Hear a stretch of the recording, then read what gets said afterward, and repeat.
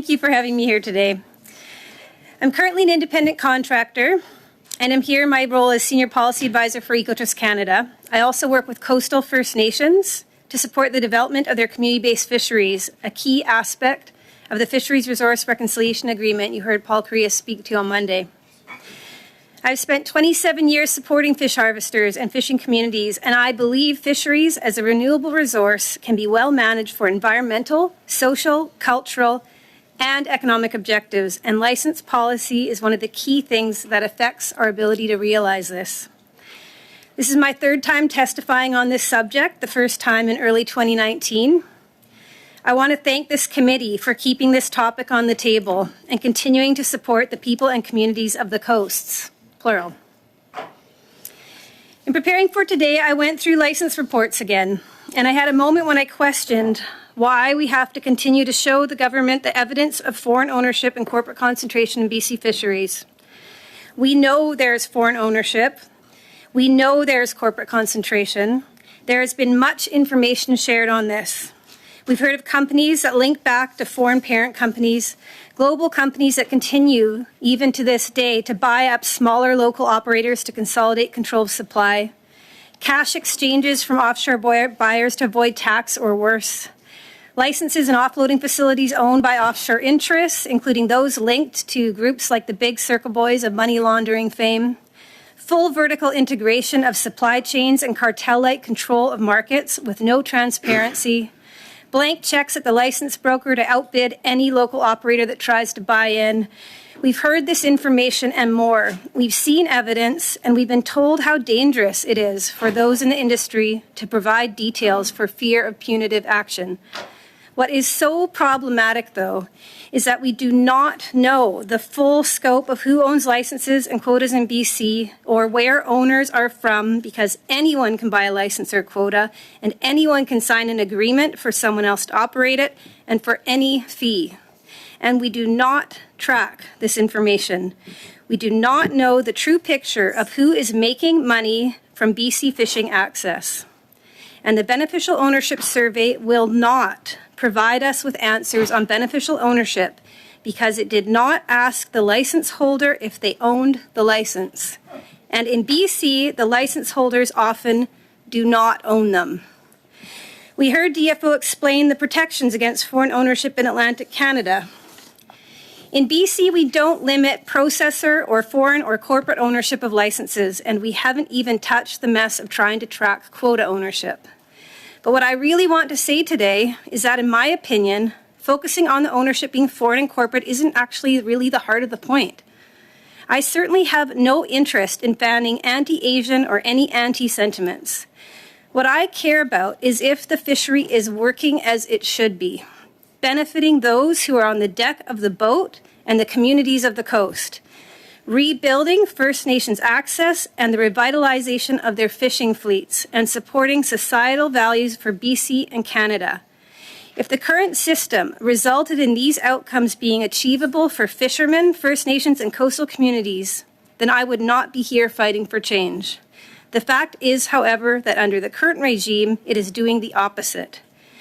Fishing enterprises are failing, good fishing crews are extremely hard to find, skippers have a huge amount of risk and work to secure a viable season if they even can. New fishermen can't afford to buy into the fishery. New fishermen are rare, period. We are losing our fleets. We are losing the benefits of the fish being pulled out of the water, and it is in large part because we're losing control of access. The point is the indisputable negative impacts of the current policy. Breaking that down, the landed value of fish is not getting to the fish harvesters, and their fishing enterprises are unstable, lack security, and are hard to keep viable. Why? Fish harvesters who run fishing enterprises are increasingly renters of access, not owners, and from year to year they have to take on the risk and cost of fishing with no security of access or price. Why? Fishing licenses and quota are way outside the range of affordability, not just because fish harvesters can't get that kind of capital, but because even if they did, they will never make enough money fishing to pay it off in their working lifetime. So why is it so high? Many reasons. First one, we have no fleet separation or owner-operator rules, and anyone can buy a license. Why would others buy a license if the fishing return on investment isn't worth that? Because they're not solely benefiting from the fishing ROI. If you have deep pockets and are further up the value chain and have access to fish markets, then you can pay more for licenses. And if you control enough supply, you can control the value chain. Or even worse, you have other nefarious activities that make this investment even more lucrative. And this situation perpetuates itself because even those buyers who do not want the huge asset investments in access must buy into the system to stay competitive with these other players. The lack of oversight and control on who can buy and operate BC fishing licenses and quota in BC is crushing our fleet. It is eliminating viable owner-operators and is putting pressure on the smaller land-based operators to consolidate and amass access themselves at great cost. Okay, Ms. Sutcliffe, I'm going to have you to stop there. We're going a bit over the 5-minute opening statement.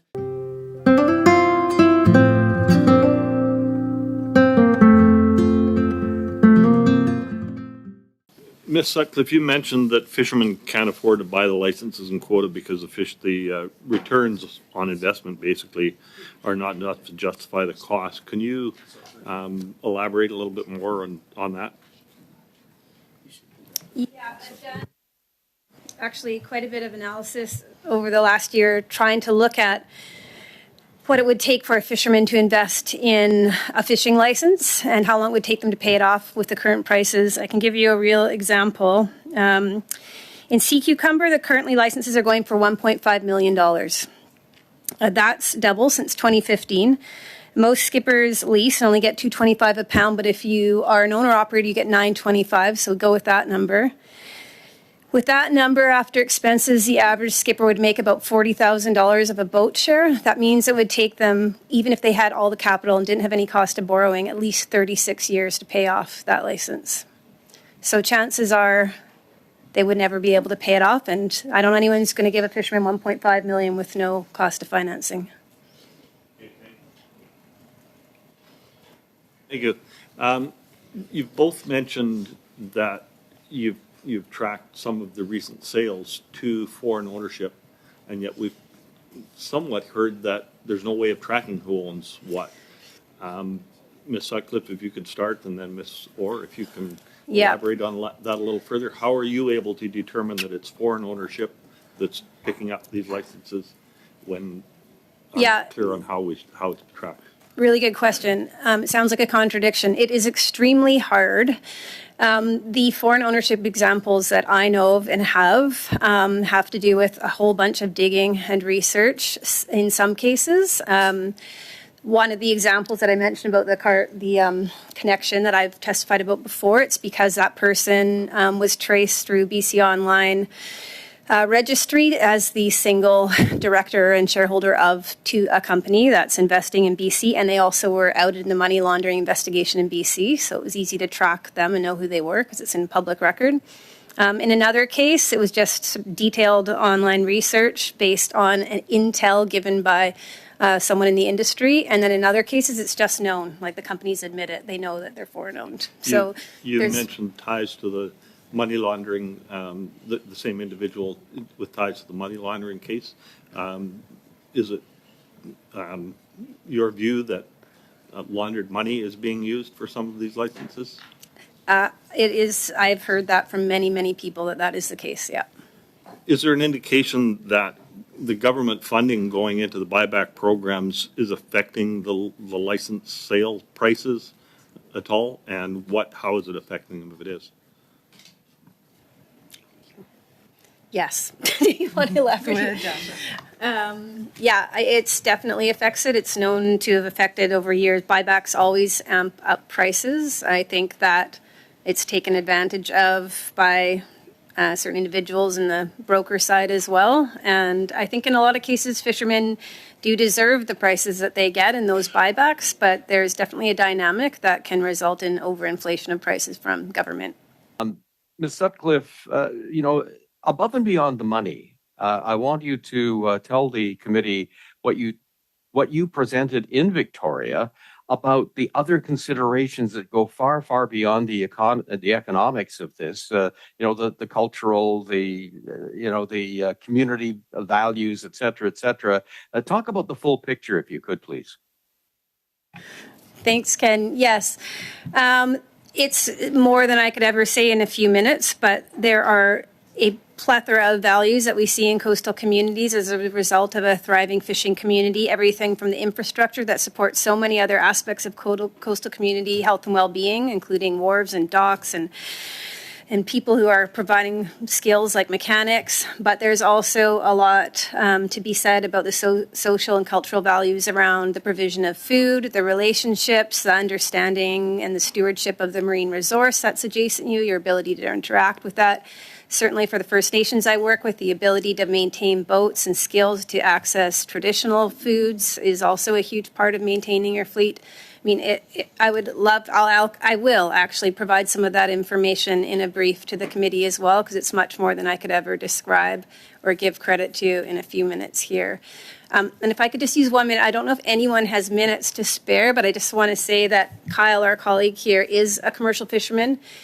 He has a really important story to share in relation to this, and he didn't get a chance to testify, and I believe he prepared something, and I'd be willing to give up time and put my answers to questions in a submission to get some time freed up for him if there's a way to do that.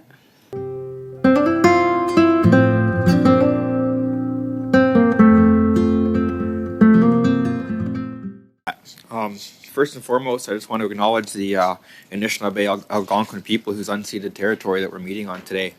My name is Kyle Lewis. I'm the Vice President for the United Fishermen's and Allied Workers Union, and I'm also an active fish harvester. I'd like to thank the committee for their time and effort spent on this study in this ever so important fisheries industry. I'm a fourth-generation harvester that's feeling the pinch from foreign ownership and the lack of an owner-operator policy. The very fact that I'm able to be in front of you today is a direct result of this. Our BC prawn fishery kicks off in 4 days, and I'm without a license. Why, you may ask? I'll bring up to speed on my current situation that myself and other harvesters are facing. I'd taken out a loan to refit my boat to allow me to fish prawns and salmon with one vessel. I bid on a license through a process where when you're outbid, you're able to do a counter bid. So not only was I outbid by 140%, the sudden interest was from an overseas investor who was looking to secure as much licenses and product as possible. This license was also a pick fee license. Pick fee was created to increase Indigenous capacity within commercial fisheries, but there's zero DFO policy to ensure that Indigenous commercial harvesters get first access at reasonable lease rates, which results in people like myself either not being able to compete to lease licenses or having to get companies to finance at lease rates where we end up having to pay back the majority of the value of our catch to a company. I can't afford to compete with these companies to buy my own license, so my only option, therefore, is to lease. Running a commercial fishing business is expensive, with most of the costs and financial risks having to be paid up front. This is just not financially viable when we're only taking home about 20% of the value of our catch, and that's before taxes. That's just a quick snapshot of what myself and a lot of other BC independent fishermen have been and are currently dealing with. So again, I thank you for your time.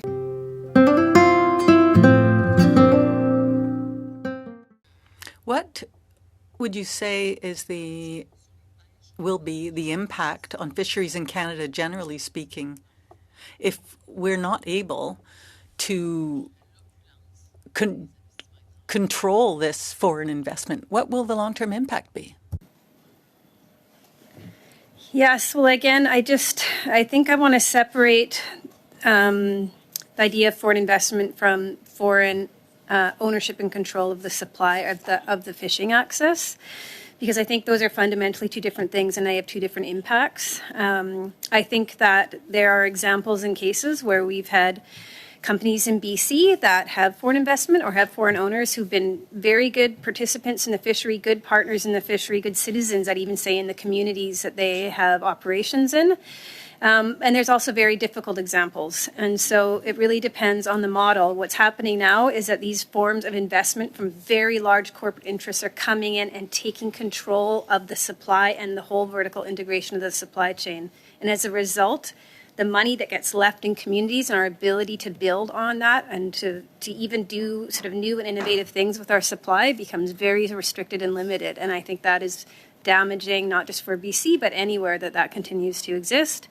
But I wouldn't want to say that I'm not taking a position here that there's no role for corporations and there's no role for investment or foreign investment, because I think there's also been positive examples of opportunities created out of that. So I just think we need to look at the impact of the policy and what's causing the most damage. Thank you, Madam Debian. We'll now go to Ms. Barron for 4 minutes or less, please. Thank you, Mr. Chair, and thank you to our witnesses for being here today, Ms. Sutcliffe, Ms. Orr, and Mr. Lewis. Nice to see the three of you. I wish I was there in person, but thank you for being here.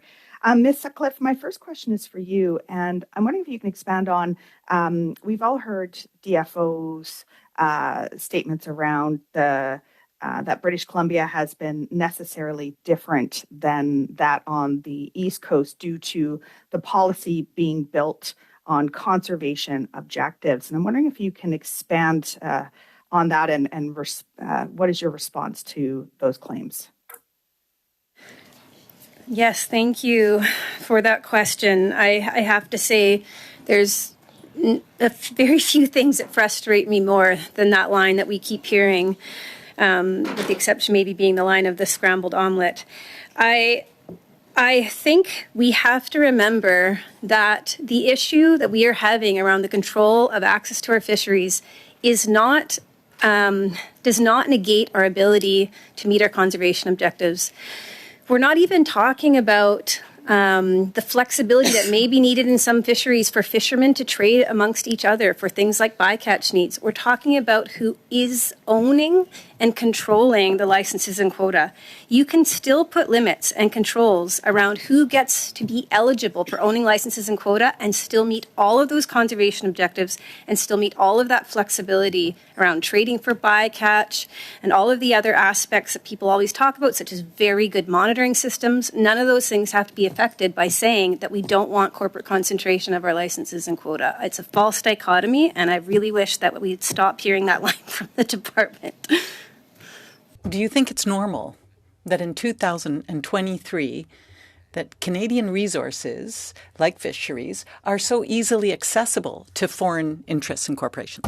Thank you for the question. I guess it depends on the definition of normal. I guess, unfortunately, I think in Canada, this is seen across a lot of our sectors, and it is become somewhat normal, but I definitely don't think that it's good because of the havoc it's wreaking on our ability to participate more fully in the benefits of the resources. So again, for me, it's not so much about who it is or where they are, it's the impact, and it is definitely instrumental in affecting the decline of the benefits we're seeing from our fisheries.